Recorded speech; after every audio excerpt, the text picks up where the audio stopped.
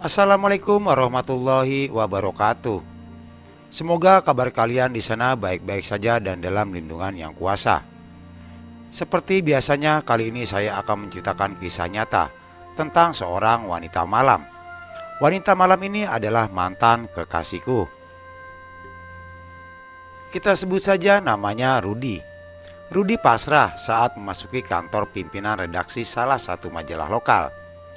Bayangan kemarahan bosnya seperti telah tepat di depan mata.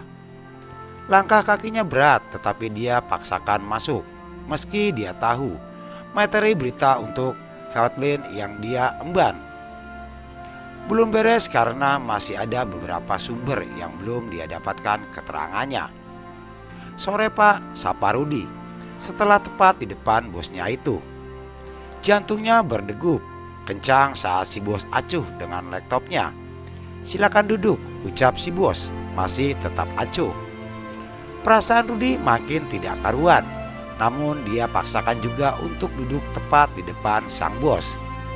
Jarak mereka sangat dekat, hanya dipisahkan meja dan kursi. "Sekarang coba kamu jelaskan hasil investigasimu.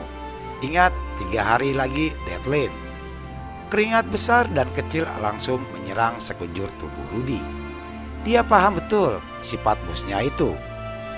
Bakal marah besar jika dia tahu materi beritanya belum beres. Apalagi berita tersebut akan dijadikan halaman utama. "Anu Pak, saya..." Rudi benar-benar berada dalam tekanan dan ketakutan luar biasa. Anu Pak, cepat jelaskan," teriak si bos.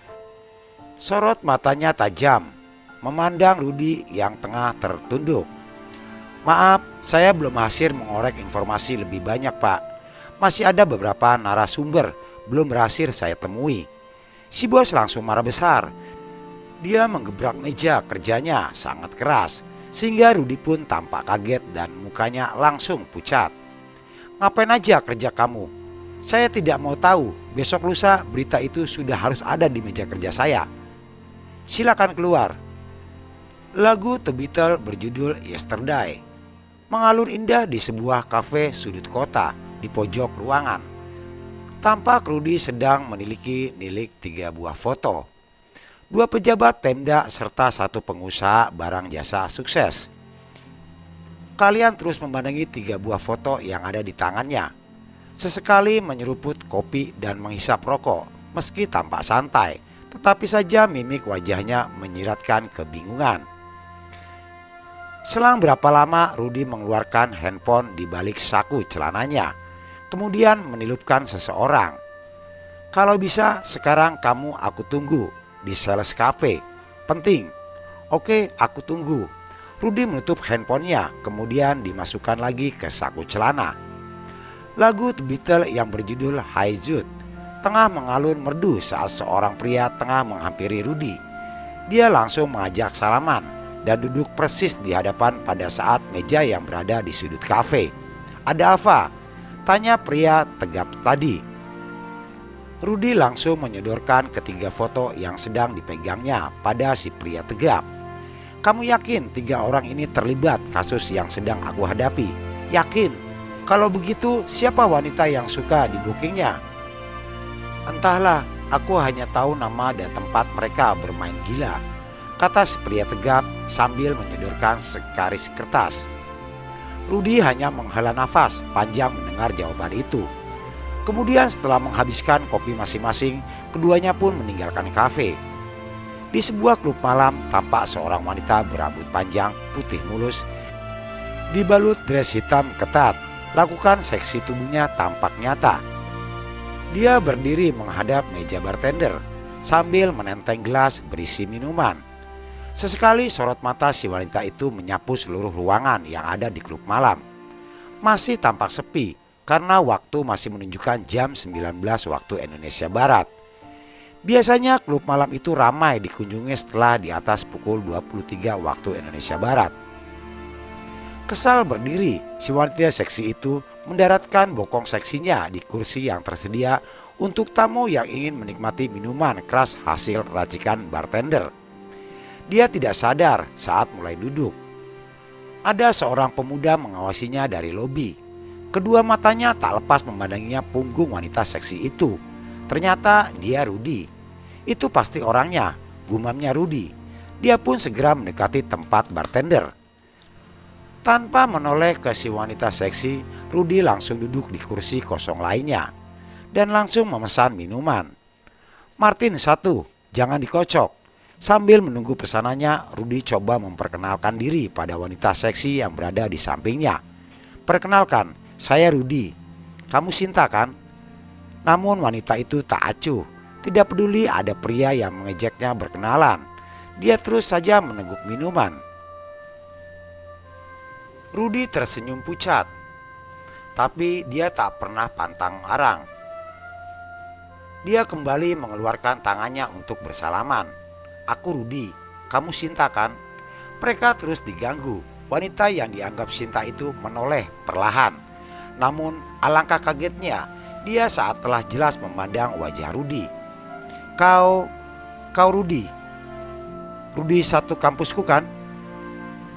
Tanpa sadar Rudy pun melongo setelah jelas melihat wajah cantik wanita itu. Rudy kenal betul siapa dia. Rudy tak mampu meneruskan kata-katanya. "Kau benar Rudy kan?" Kembali wanita seksi itu menyaksikan dugaannya. "Iya, aku Rudy. Kamu Risma kan?" "Iya, aku Risma." Mendengar jawaban si wanita seksi yang ternyata bernama Risma, si wartawan politik dan hukum itu langsung menggenggam tangan Risma. Dia adalah mantan kekasihnya saat masih kuliah. "Kenapa?" tanya Rudy. Dia masih tak percaya dengan pandangannya itu. Risma terdiam. Hanya bulir air mata keluar dari kedua sudut mata indahnya itu. Alih-alih menjawab, Risma malah balik bertanya, "Kau sedang apa di sini?" Spontan Rudy merogoh 3 foto yang ada di balik saku baju, kemudian diperlihatkan pada Risma. Setelah dilihat, Risma tersenyum. Rudy jelas bingung dengan perubahan sikap mantan kekasihnya itu. "Kamu mengenal ketiga orang ini?" Risma mengangguk. "Apa hubunganmu dengan orang-orang bejat ini?" Naluri wartawan Rudy mengalahkan rasa bingungnya. Dia pun mengaku sedang menyelidiki perilaku ketiga orang publik figur yang tersebut yang kabarnya suka main gila dengan para wanita malam. "Benar mereka ini langgananmu?" tanya Rudy. Suaranya berat, hatinya hancur. Tak tega melihat mantan kekasihnya terjerumus pada dunia malam. "Iya, memang aku sengaja menjeratnya agar jatuh dalam pelukanku." "Tapi kenapa?" Tampak wajah Risma tak mampu menyembunyikan rasa amarah. Dia mengaku ingin menghancurkan kehidupan rumah tangga ketiga orang tersebut. Rudy makin bingung. Dia coba menggenggam kembali kedua tangan Risma, lalu bertanya, "Lirih, kenapa?" Risma akhirnya terbuka. Dia sengaja masuk ke lembah Mista, membalas dendam atas kehancuran keluarganya yang diakibatkan oleh ketiga orang tersebut. Lalu tanya Rudy. Sambil bercucuran air mata, Risma menjelaskan ayahnya yang seorang pejabat publik dijebak oleh seorang wanita muda atas suruhan ketiga orang dalam foto itu demi mendapatkan proyek miliaran rupiah. Jebakan itu berhasil, namun rumah tangga orang tuanya hancur. Mereka bercerai hingga beberapa bulan kemudian ayahnya meninggal dunia, depresi. Mendengar penuturan mantan kekasihnya, Rudy terdiam, lalu dia memeluk erat. Siang itu Rudy telah berada di kantor redaksi. Dengan langkah tegap dia memasuki ruangan kantor bosnya dengan dibarengi seorang wanita seksi. "Saya sudah bawa bukti-bukti kuat untuk bahan berita edisi hari ini, Pak," terang Rudy. Si bos sumringah. "Bagus, tapi siapa wanita ini?" "Dia kekasihku, Pak," tegas Rudy. "Maksudmu?" Sambil menatap Risma, pemuda itu menjelaskan bahwa Risma adalah orang yang bisa memberikan bukti dengan perilaku TO. Baca target operasi. Terdapat ketiga orang tersebut, namun Rudy keberatan jika berita ini sampai dipublikasikan. "Tapi saya tegaskan, jika materi berita ini naik cetak, saya akan resign dari perusahaan ini." "Kenapa?" Si bos kaget. "Sebab saya tidak mau kasih saya ini terseret dalam pemberitaan. Kemudian Rudi menjelaskan pengalamannya mencari sumber berita hingga akhirnya bertemu Risma.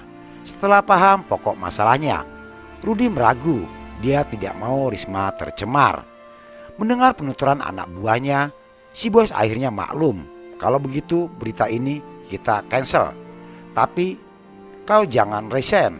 Segera korek info tentang tikus-tikus yang ada di kantor kejaksaan. Siapa? Kedua insan itu akhirnya meninggalkan ruangan selanjutnya. Mereka mereda kembali, merendah hubungan mereka yang sempat terputus. Itu adalah sebuah cerita tentang wanita malam adalah mantan kekasihku. Semoga cerita ini bisa menjadi motivasi untuk kita semua. Jangan lupa like, subscribe, dan komennya agar saya bisa lebih semangat lagi untuk menceritakan kisah-kisah nyata yang ada di sekeliling kita. Assalamualaikum warahmatullahi wabarakatuh.